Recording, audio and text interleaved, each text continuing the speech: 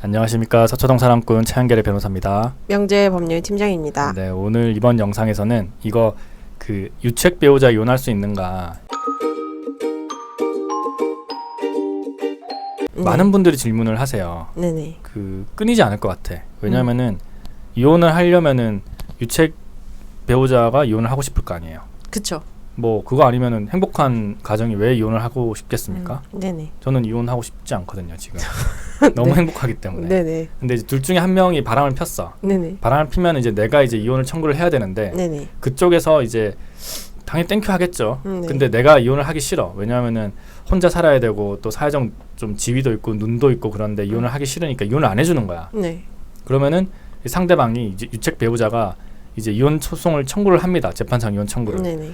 근데 그때 보통 유책 배우자가 이혼 청구를 하면은 기각이 된다고 많은 분들이 알고 있죠. 네네. 그 이유가 이제 우리 뭐 대법원 판례가 파탄주의가 아니라 유책주의를 따르고 있다 뭐 이런 말도 들어보셨을 거예요. 네네. 근데 뭐 일본이라든지 미국 뭐 외국 다른 나라는 다 파탄주의라고 하더라고요. 그냥 파탄 났으면은 너네들 더 이상 뭐 살 가치가 없어. 네네. 이혼해 이렇게 한대요. 근데 네. 우리나라는 아직까지는 그 유책주의, 네. 그 유책성이 없으면은 안 된다. 뭐 이런 걸로 가기 때문에 유책 배우자는 상대방에게 이혼을 청구할 수 없다. 이렇게 가는 거거든요. 네네. 근데 유책 배우자에게도 이혼 청구가 인정된 사례가 옛날에 유명한 판례가 하나 있어요. 이게 네. 이걸로 지금까지 계속해서 이제 그 재판부가 하고 있는 거예요. 한번 네. 제가 좀 소개를 시켜드리면은 일단 원고는 2090년대 초반에 이제 혼인신고 마치고 또 어쩌다가 싸웠다가 다시 또 혼인신고 또 하고 그리고 원고가 이제 음대에 재학 중이었고 피고가 이제 어떤 의과대학 졸업한 다음에 이제 병원을 차린 이제 의사였어요. 이렇게 네. 쭉쭉쭉 하다가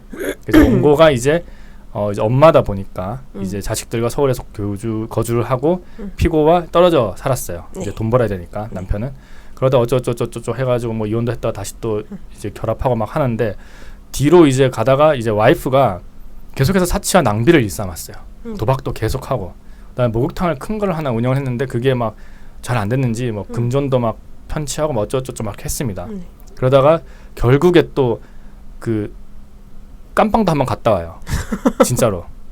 이게 실제로 있었던 일입니다. 네. 네, 진짜 뭐 가출했다가 다시 또 구속돼가지고 네. 기소됐다가 네. 징역 8개월 뭐 살고 막 나오고 막 그래요. 네네. 그러다가 이제 피고는 이제 남자다 보니까 이런 금전거래 사실 이런 거에 좀 분개를 해가지고 원고를 좀 때려요. 네. 때리고 그 또 배우자 위에 원고 이외에 다른 사람들과 당연히 부정행위를 했죠. 네.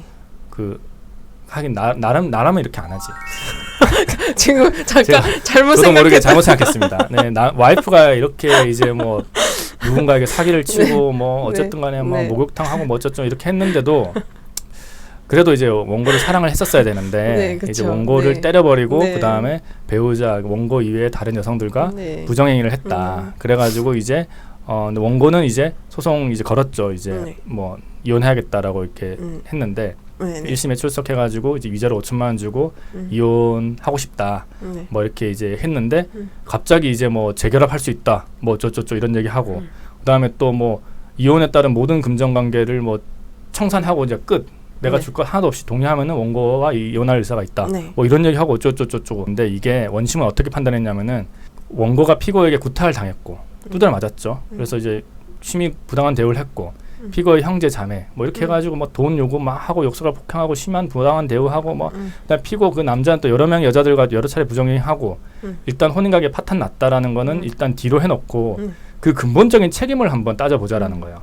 일단은 가사를 등한시한 채 피고가 번 돈을 가지고 사치와 낭비로 탕진하고 또 무리하게 금전을 차용하는 것은 물론이고 또 피고 명의의 차용증을 또 위조하기까지나 하고 또 타인을 기망하고 금원을 편취하고 형사처벌 뭐 8개월 징역 깜빵도 갔다 오고 그다음에 피고에게 뭐 이렇게 그 민사 책임까지 다 왜냐면 차용증 몰래 써가지고 막 피고에게 조고 막 하니까 민사 책임까지 다 부담시키고 뭐 이렇게 여러 가지를 봤을 때 그 혼인관계의 파탄의 책임을 1차적으로 원고에게 있다고 본 거예요. 네.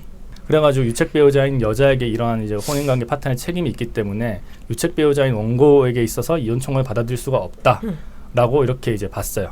판시 사항이 여기서 피고가 이제 남자가 사실심 조사기일이나 조정기일에서 원고가 피고가 제시한 위자료 금액 5천만 원에 동의를 하면은 내가 이혼하겠다라고 이런 얘기도 하고 막 그랬잖아요. 그래가지고 이런 것들이 혹시 오기나 그 이제 보복적 감정 이혼을 안 해주려는 보복적 감정에 해당되는지 이걸 한번 보자라고 한 번 더 본 거예요. 그래가지고 한번 쑥쑥 또 재판부가 유명한 또 판단을 합니다. 1심 변론기일에는 태도를 바꿔서 다시 원고와 재결합 의사를 가지고 있다고 또 진술을 하고, 또 원심 조정기일에 이르러서 다시 또 금전 정산 문제와 관련해서 피고가 제시한 금원에서 동의하면은 이혼에 응했다, 이런 진술한 점을 비춰보면은 일단은 피고 역시 그 원고와의 혼인과의 파탄은 기정사실로 받아들여지고 실제로는 자기의 배우자 와이프와 혼인을 계속할 의사가 없으면서 다만 오기나 그동안의 자신의 희생에 대한 보복의 감정에서 표면상으로만 이혼에 응하지 아니었다고 판단을 한 거죠, 결국에. 그러니까 두 가지 판단이 있는 거예요. 첫 번째는 일단은 넌 못한다, 원고야 너의 청구는 받아들일 수 없다.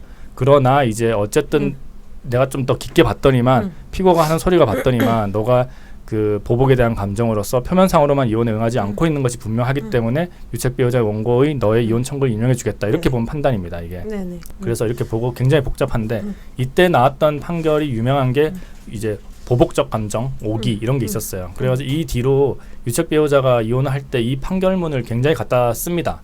이 판결문이, 이 대법원 판결문이 진짜 문헌상으로만 존재하는 게 아니라 실제로 많이 쓰여지고 있어요. 네. 실제로 많이 쓰여지고 있지만 인정되는 경우는 그렇게 많지는 않고, 네.